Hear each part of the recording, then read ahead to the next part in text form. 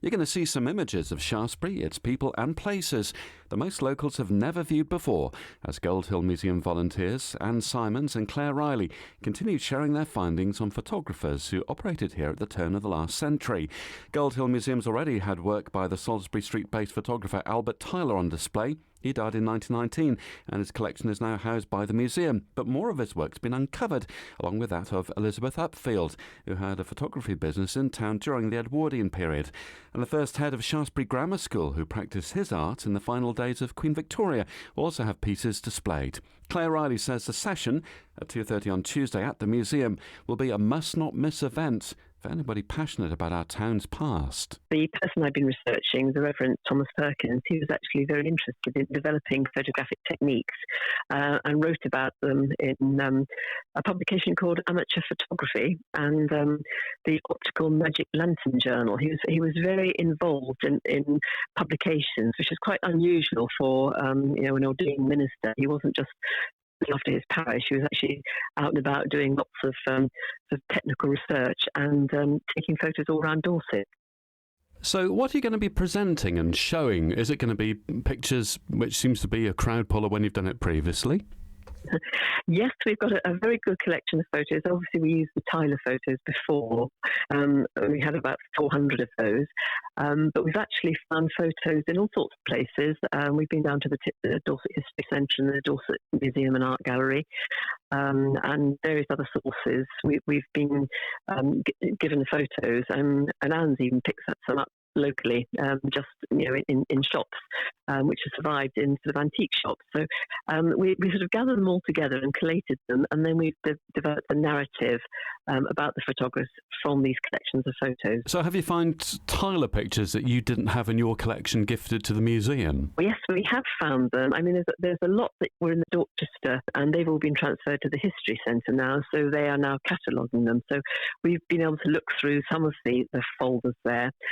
Anne's been looking at somebody called Elizabeth Upfield, who had premises on the corner of Angel Lane and the High Street, where Crystal Clear is now. They had quite a big haberdashery and millinery shop there, but she actually started doing professional photography and did it very well. So she's got photos of the town, but also a lot of portrait photography. She was a commercial photographer.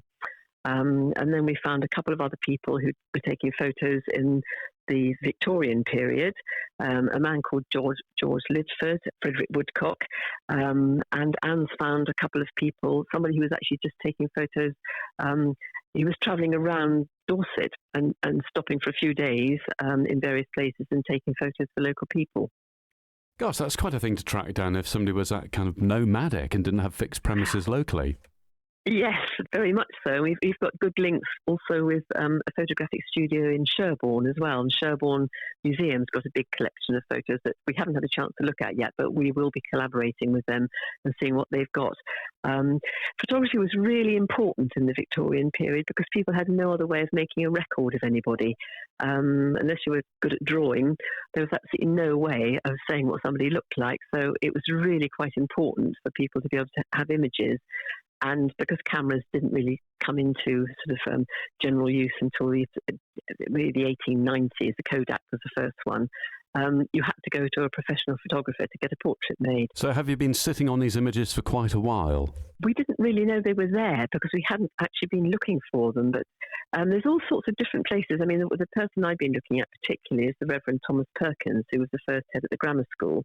And actually he decided it would be a very good idea not just to develop photographic techniques, but to take a photographic record of the whole of the county of Dorset.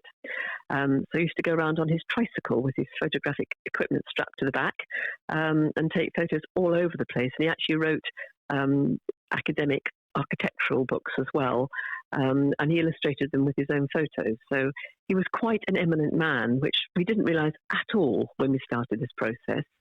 The other thing, he was a great friend of Thomas Hardy's. So Thomas Hardy was making a literary record of traditional Dorset, and Thomas Perkins was making a visual one. So it's a really, we've uncovered lots of things that we did not expect, and we're delighted actually, because we really want to share these things with people, and hopefully get some sort of little publication or an exhibition or something, so that lots of people get a chance to look at them. So I guess certainly in recent history, these photographs will be shown to a Shaftesbury audience and seen by local people for the first time in a long time.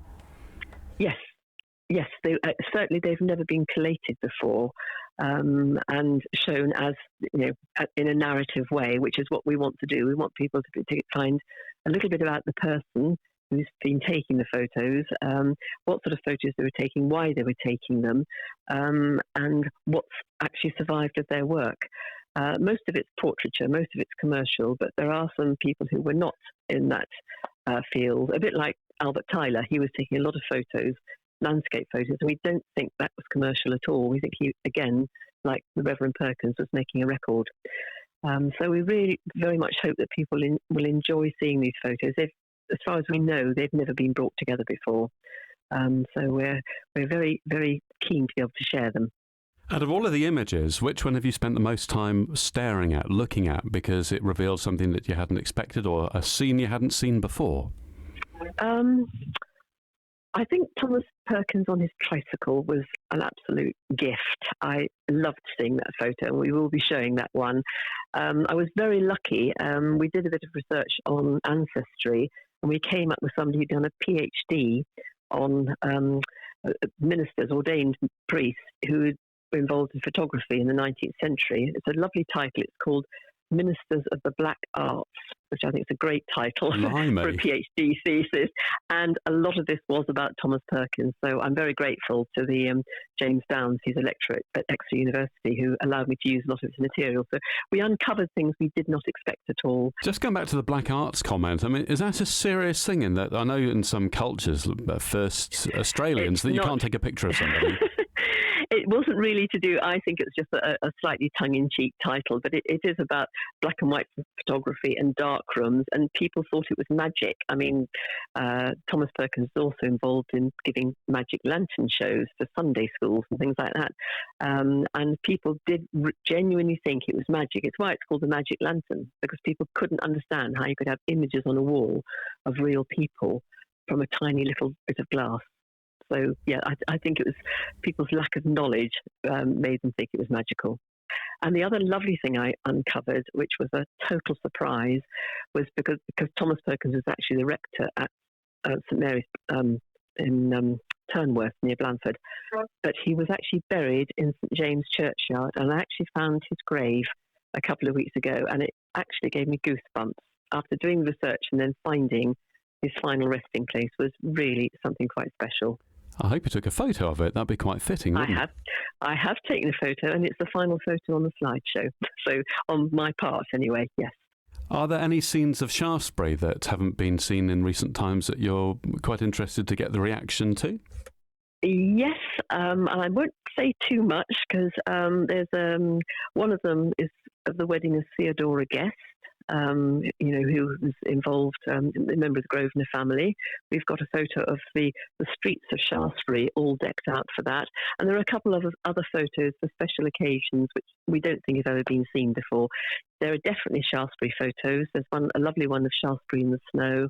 And people, we hope, will be able to identify some of the locations where the photos have been taken, because we don't know what they all are. Have you managed to track down the identity of everything that had question marks over it last time? A lot of them, yes. But the trouble is, once you get an answer, then it always begs another question. But I mean, that's why we enjoy it so much, and why we love having sort of interactive sessions. We really welcome people's comments and any information they've got, and we'll be asking people to contribute to the talk, because that's how we all find out more together. See some pictures of Shaftesbury you've never seen before with Claire Ryley and Anne Symons at Gold Hill Museum, 2:30 on Tuesday.